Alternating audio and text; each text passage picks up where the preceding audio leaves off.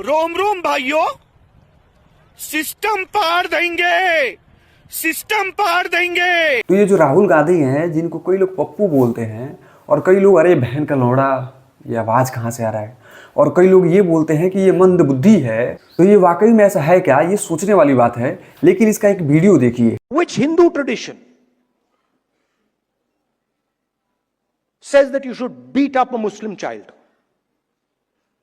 Where is it written that you should lynch someone? Which tradition of ours says it? तो मतलब ये पूछ रहा है कि हिंदुओं के किस परंपरा में लिखा है कि मुस्लिमों को पीटो, मुस्लिमों को मारो। मतलब ये इसका जो चश्मा है ना सेकुलरांडू वाला, वो एक ही साइड का देखता है। इस प्रकार के सेकुलरांडुओं को हम बस यही कहना चाहते हैं कि कृपया अपना चश्मा बदलें, वरना आप हमेशा विपक्ष में ही रहोगे। अभी आप देखो कि अगर हम यहाँ से पिछला इतिहास उठाकर देखते हैं तो हिंदुओं ने उस प्रकार का कभी ऐसा हिंसा नहीं किया जिससे मुसलमानों को या फिर अदर रिलीजियन वालों को कोई किसी प्रकार का दिक्कत हुआ हो, जैसे जिनको घर छोड़कर जाना हो, जिनको जान से मार दिया हो। और अगर हम 2026 की बात करें तो 2026 की शुरुआत ही हुई थी कि एक हिंदू की हत्या कर दी गई, लेकिन उस पर ये चूतिए लोग कभी नहीं बोलेंगे, क्योंकि हम जानते हैं ये सेकुलर हांडू हैं और ऐसे लोगों को विपक्ष में बैठने का मौका मिल गया, वही बहुत बहुत सौभाग्य का बात है, क्योंकि इसके पार्टी का जो अस्तित्व है वो भी हिंदुओं के खून को सींच कर बना है। एक ही इलाज है, हरिहर बांस ले आओ काट के, हरिहर का बांस आप भी पूरा जब तक थक न जाओ। तो चलिए हम नेक्स्ट लिब्रांडू को देखते हैं।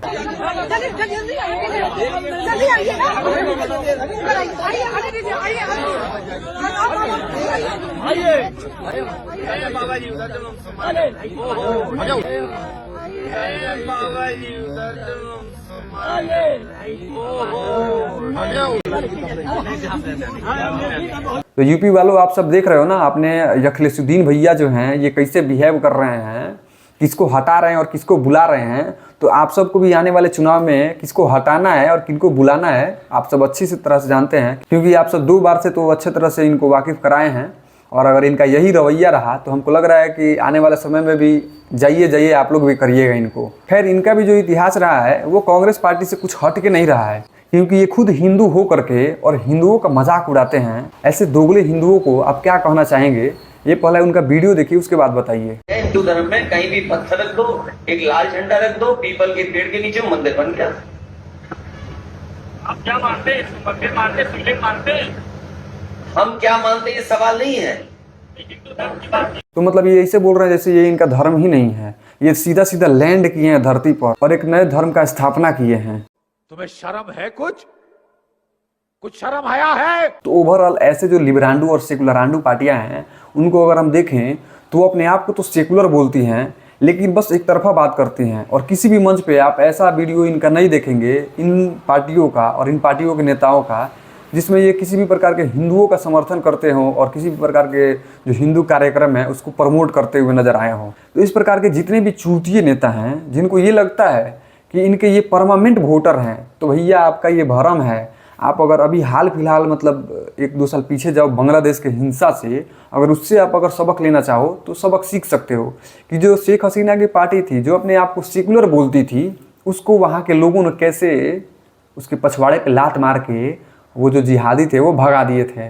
तो आप ये भ्रम में मत रहो कि ये आपके परमानेंट वोटर हैं। लेकिन अगर आप फिर भी समझ रहे हो कि नहीं ये हमारे अपने हैं, हमारे परमानेंट वोटर हैं, इनके हम अब्बा हैं, ये हमारे अब्बा हैं, ऐसा आप लोग अगर समझ रहे हैं तो बिहार का जो इलेक्शन हाल ही में हुआ उसका थोड़ा रिजल्ट डीपली रिसर्च करिए, जहाँ पे एक AIMIM पार्टी आई वैसी की, और बिना किसी डेवलपमेंट का बात किए हुए, बिना किसी मुद्दे का बात किए हुए बिहार से 5 विधानसभा सीट निकाल कर लेकर चली गई, बिना किसी मुद्दे का, केवल धर्म के नाम पर लेकर गई।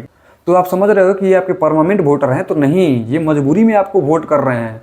जिस दिन इनको ऑप्शन मिला उस दिन आपके पछवाड़ा पे इससे लात मारेंगे कि आप जाके सीधा किस में गिरोगे पता है? इस देश से बाहर गिरोगे। और हमारे जो राहुल गांधी हैं वो निकल जाएंगे इटली। अच्छी बात बोली, आपको अच्छी लगी तो ऐसे थोड़ा मार दीजिए हाथ, आप थोड़ा सा मार दीजिए, एक बार मार दीजिए। क्यों कष्ट हो रहा है आपको? अगर अच्छी लगी मार दीजिए।